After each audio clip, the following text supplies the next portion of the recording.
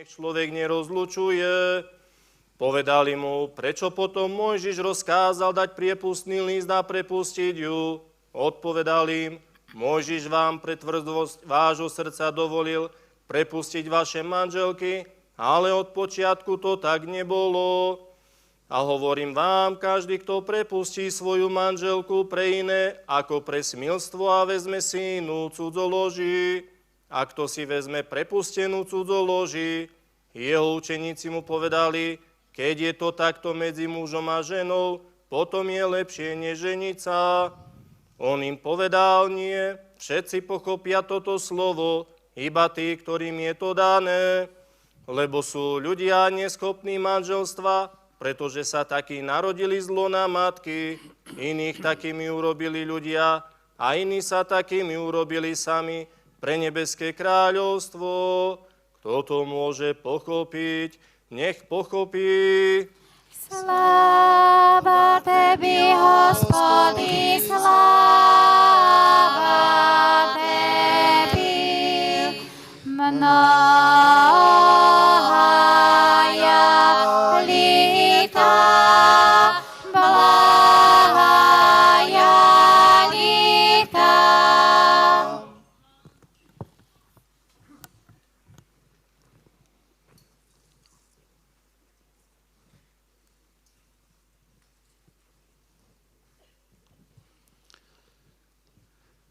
Sláva Isusu Christu.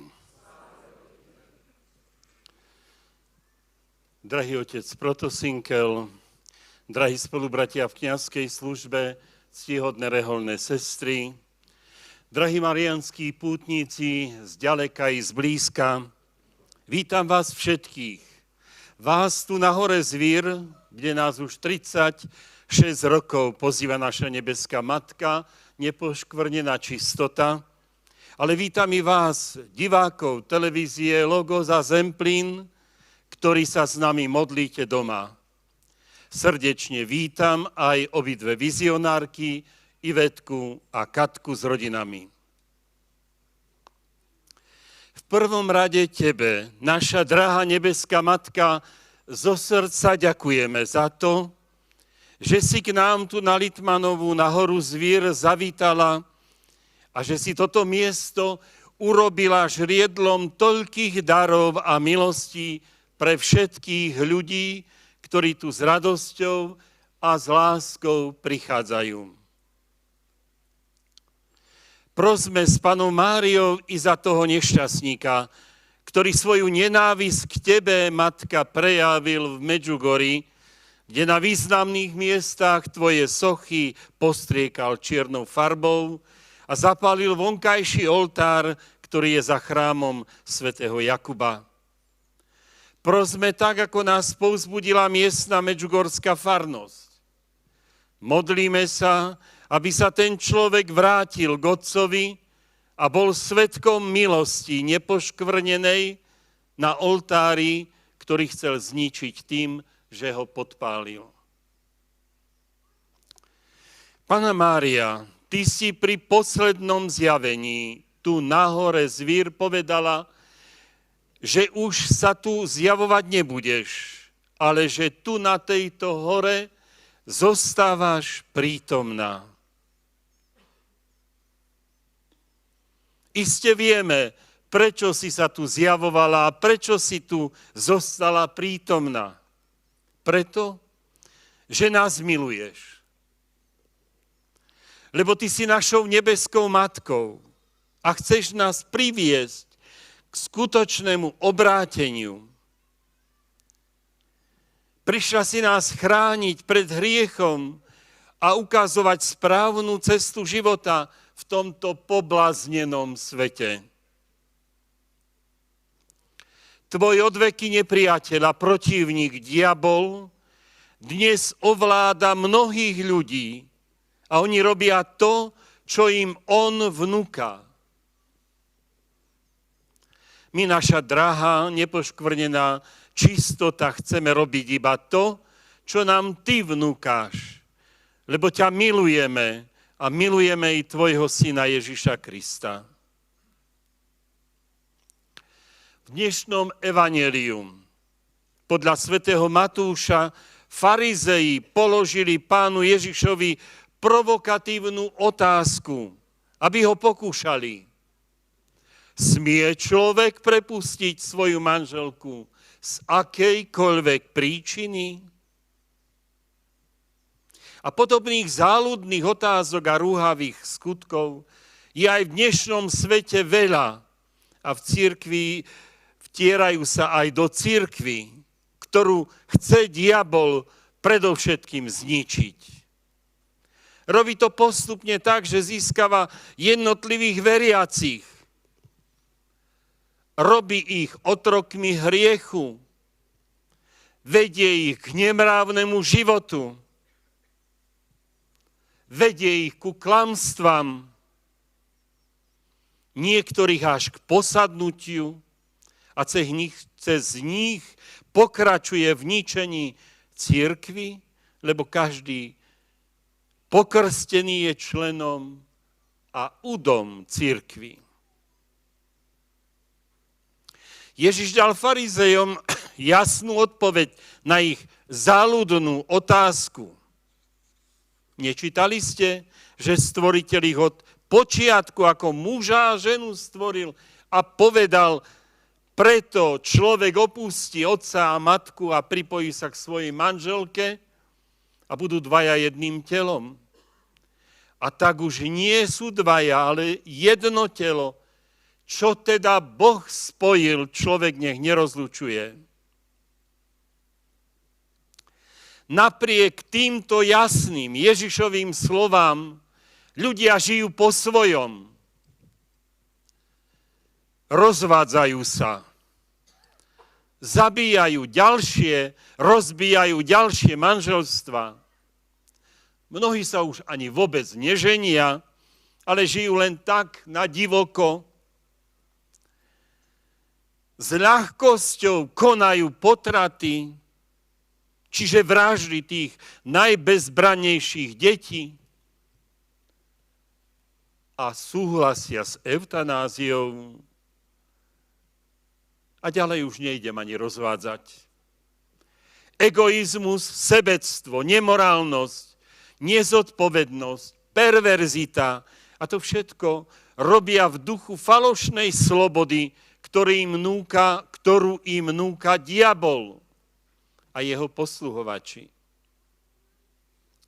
Lenže takou údajnou slobodou sa človek rúti do hrozného otroctva, do veľkého nešťastia už tu na tejto zemi a do večného zatrátenia.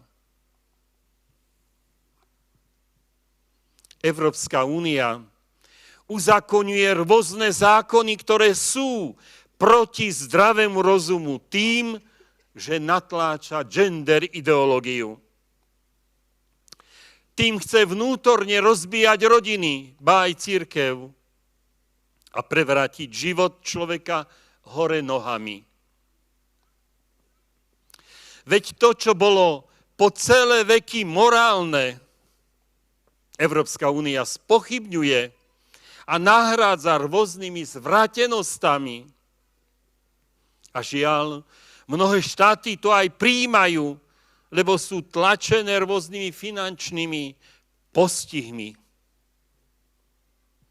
Vďaka Bohu, že náš štát sa doteraz hrdinsky vspiera a odmieta túto zvrátenú, progresívnu ideológiu.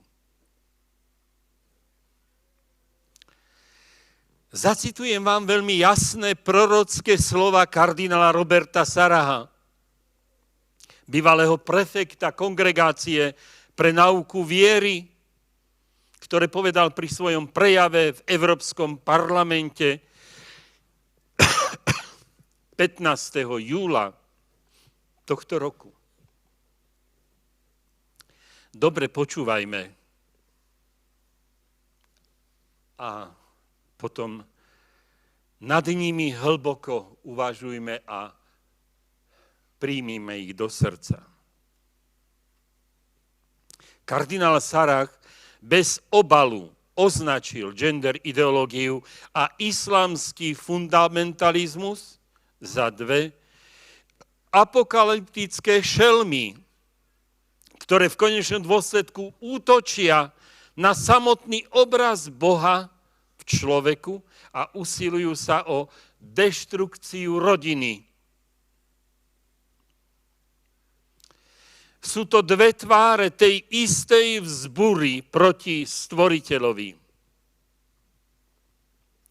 Kardinál sa vrátil k svojim slovám z biskupskej synody o rodine ešte z roku 2015 a zdôraznil, že na tých svojich slovách, ktoré tam na biskupskej synode vyriekol, nemusí meniť ani jediné slovo. Hoci sa vtedy mnohým, aj kardinálom, zdalo prirovnanie k apokalyptickým šelmám prehnané. Ale dnešný vývoj mu dáva plne za pravdu. Kardinál Sarah uviedol, že tieto dve šelmy, hoci sa líšia svojím pôvodom a formou, spája rovnaká trúfalosť. Chcú totiž prepísať ľudstvo podľa vlastných predstav. Jedna v mene tzv. Pokroku a druhá v mene tzv.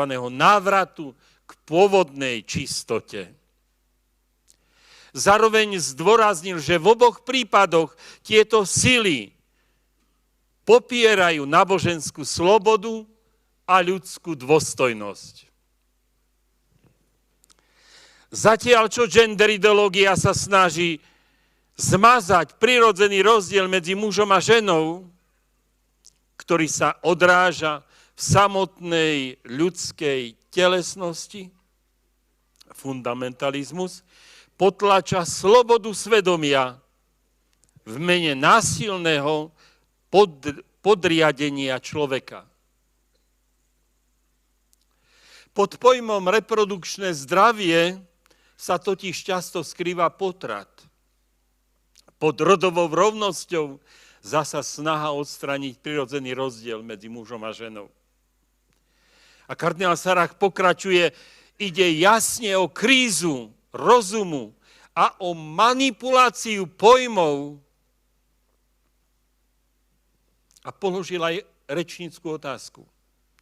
Ako vám, čiže Európskej únii, môže Afrika veriť, on je africký, teda kardinál. Pripomenul hlboké dedičstvo Benedikta XVI. A jeho známy odkaz z prednášky v Regensburgu, kde pápež slávne definoval, že nekonať v súlade s rozumom je v rozpore s Božou prirodzenosťou. Kardinál Sarah zdôraznil potrebu návratu k logosu, čiže k rozumu a k pravdivému slovu, ako definoval pápež Benedikt. Tvrdil ďalej, Európska únia zneužíva jazyk. Slová dnes neslúžia na odhalenie reality, ale na jej maskovanie, ba až na prekrúcanie. Pojmy ako sexuálne reprodukčné zdravie sa stali synonymom pre potraty, to už som spomenul. Rovnosť rodov slúži na dekonštrukciu pohlavnej polarity muža a ženy. Európska únia hlása, že potrat je právo. Keď Európa povyšuje potrat, teda usmrtenie najslabšieho a najbezbranejšieho človeka na základné ľudské právo, deformuje sa ľudský rozum a stráca zmysel pre spravodlivosť. Inými slovami, keď namiesto ochrany slabých, nenarodených, vyhlásime ich usmrtenie za naše právo, popierame tým logiku i prirodzený zákon.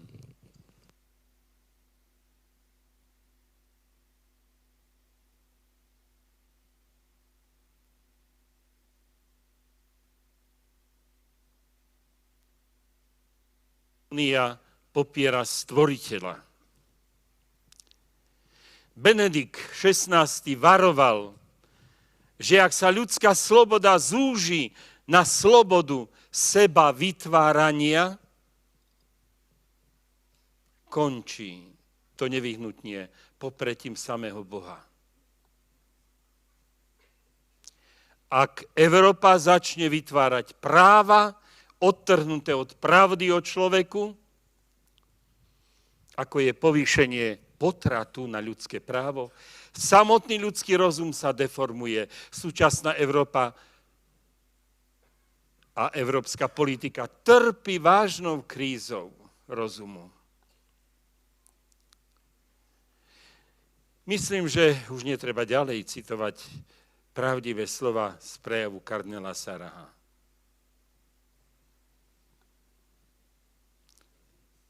Je to hrozná pravda, čo povedal a čo sa odvážil povedať priamo do očí tým, ktorí hlasujú na základe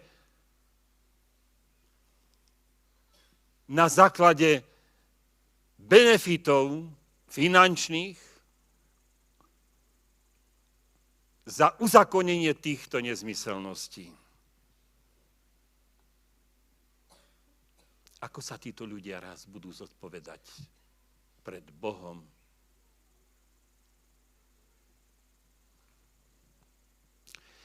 Drahí bratia a sestry, milí mariánski pútnici a diváci televízie Logos a Zemplín, nepoškvrnená čistota nás chce varovať a uchrániť pred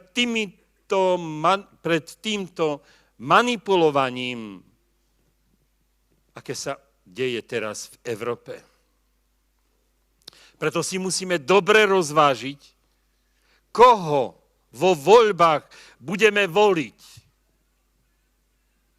Kardinál Sarrah tu veľmi jasne povedal, že máme dávať pozor na tých, ktorí zneužívajú jazyk, lebo neslúži na odhalenie reality, ale na maskovanie, na prekrúcanie, na prevrácanie života. A tiež máme dávať pozor na tých, ktorí propagujú sexuálne a reprodukčné zdravie, lebo je to klamstvo, ktoré vedie k falošnému právu na potrat. A rovnosť rodov slúži tiež na klamstvo a tzv. Manželstvo rovnakých pohlaví je čistý nezmysel. Vidíte, koľko nebezpečenstiev na nás útočia. Žiaľ, i veriaci ľudia volia tie strany, ktoré toto všetko propagujú.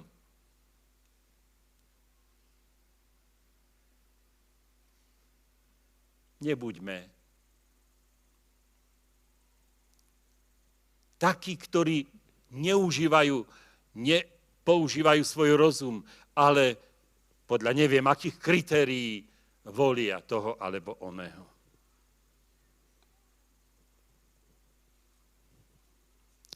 A ešte vám poviem o hroznej veci, o totálnej prehre Európy. Katolícka cirkev v Nemecku podarovala svoj najväčší dvojvežový katedrálny trojvežový, či dvojvežový, ale trojloďový, tak katedrálny kostol Panny Márie, známy ako Frauenkirche v centre Mníchova pre moslimov. A nemecká vláda sa s moslimskou náboženskou obcov dohodla a súhlasila, že celý priestor pred chrámom, všetky nádherné budovy a celé námestie pred chrámom sa má vyčistiť. Všetky budovy sa majú zbúrať, aby sa vytvoril priestor pre 300 000 pútnikov. Aby ste si vedeli predstaviť, tak je to ako v Prahe pred katedrálou svätého Víta. Také nádherné stavby dookola, všetko pôjde dole. v strede námestia by mala byť kopia čiernej Kaby, moslimského svätostánku. A má to byť malá Meka pre európskych moslimov, ktorí majú ďaleko do Meky. A tak sa budú európski moslimovia zhromažďovať na svoj najväčší sviatok na hadž. Tam, v centre, dá sa povedať, kresťanskej Európy, v centre Mníchova. Aké to bude mať dôsledky, o tom sa dozvieme o niekoľko rokov. A možno, že veľmi skoro. Keď to už bude zrealizované a keď sa tu budú schádzať 100 000 moslimov, až vtedy nám ukážu moslimovia svoje víťazstvo v Európe.